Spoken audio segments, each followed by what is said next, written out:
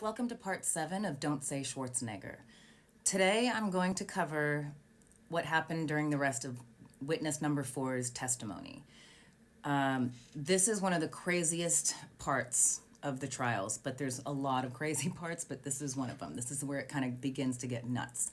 So, in the middle of his testimony, the judge was like, can you actually step down from the stand and leave the courtroom, go into that back room, where you can't hear anything because we need to have a word about something without the witness here. So he leaves. And Judge Michael E. Pastor says to Robert Shapiro, once he's gone, he says to Robert Shapiro, excuse me, but have Alberto Driz and Maurice Driz switched chairs? Remember, they're identical twins. So we asked him if they switched chairs, the defendants. And Shapiro's like, the guy who claimed to be besties with them for 25 years was like, oh, did they? And he literally said, I can't tell them apart. I'm sorry. I mean, they're identical twins, but if you're close friends with someone for 25 years, you can tell them apart like that. Like, that's just not even, I know twins. We all know twins. So he says that. So he catches the twins switching chairs. And this was the interesting part, that Shapiro, before this hearing began, he actually, we found out from the judge, and I quote, I'm taking this very seriously because I accommodated counsel, Shapiro, when counsel wanted various defendants, the twins, located in a certain position. And I believe that Maurice Driz has changed his location from yesterday to today. I don't know where Alberto had been sitting. So the judge calls out and says it on record that Shapiro specifically asked that there be specific seats for everyone to sit.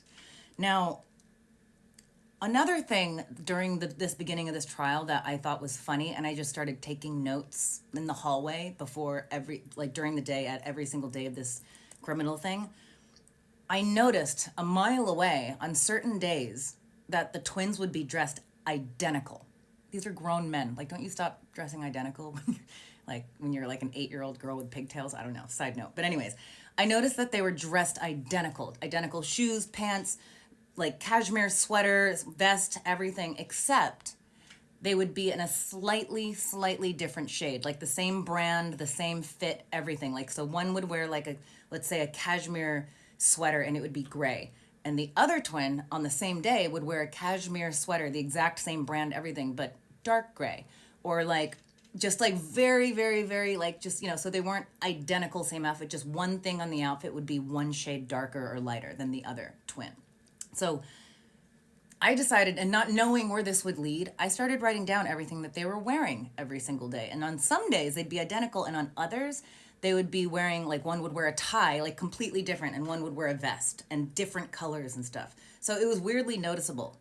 And I've worked on commercials and modeling shoots for 20 plus years, so when you notice that somebody has a bad wardrobe stylist because things aren't cohesive to what's happening or they're too similar or something, you notice. So I noticed and I wrote everything down, and then years later I figured out that was a really good thing that I did that.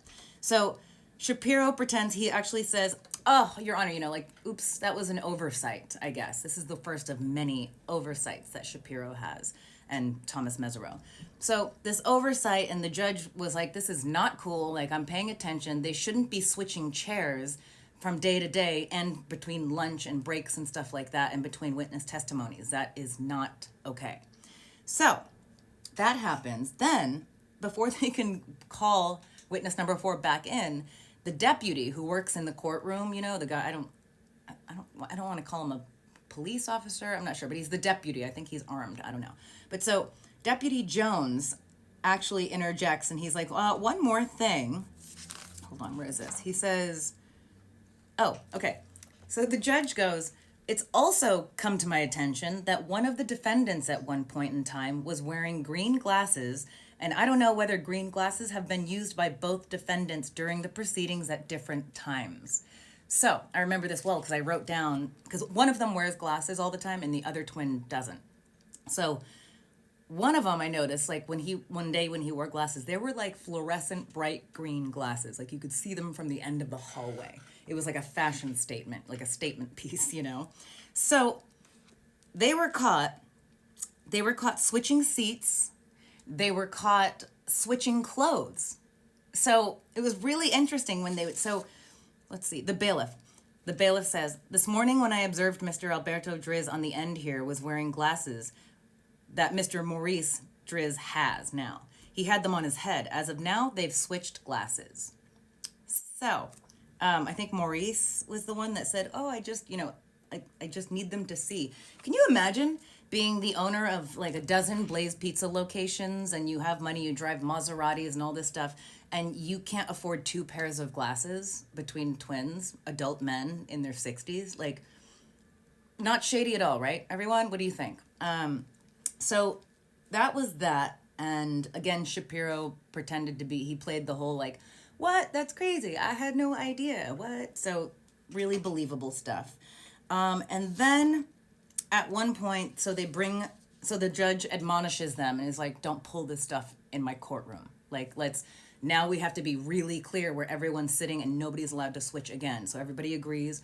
They bring witness number 4 back into the room. And at that point, he identified Alberto Driz as one of my attackers.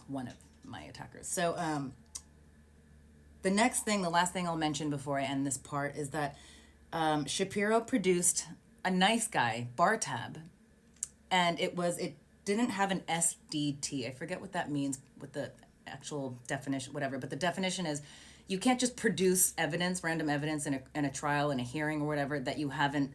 It has to be subpoenaed. It has to be shown to counsel. It has to be shown to the judge. Everyone has to know it. You can't just whip things out of a briefcase and be like, well, and that's exactly what Shapiro did. A very experienced criminal defense attorney. He whips out a bar tab from the nice guy with no SDT. And remember, the owner of the nice guy is Peter Corral, who is he was both business partners. He owned 7 for All Mankind jeans with Alberto. So they're best friends, they were business partners, whatever. And Peter Corral, the owner, who they must have gotten this bar tab from, which by the way was proven to be non-admissible and it was fake. And it had all these big drinks like Belvedere and stuff like that. And none of us were drinking Belvedere. So it was a fake bar tab.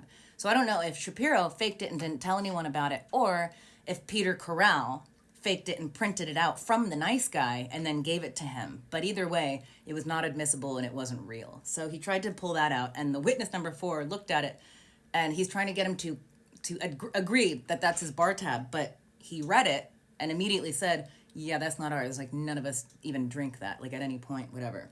So that was that. That was the crazy day, and it only gets crazier from here on out with all of the defense's casual oversights. The next part I'm going to get into is when I take the stand. So I'm going to have to take a breath before I do that one. So thank you, everybody, for coming. I appreciate everything. I'm getting so many DMs from so many people about giving tips, validating things I've said about these celebrities and stuff and how they treat women. It's been a lot, but it's been really, really amazing, and I appreciate all of it. So thank you, guys.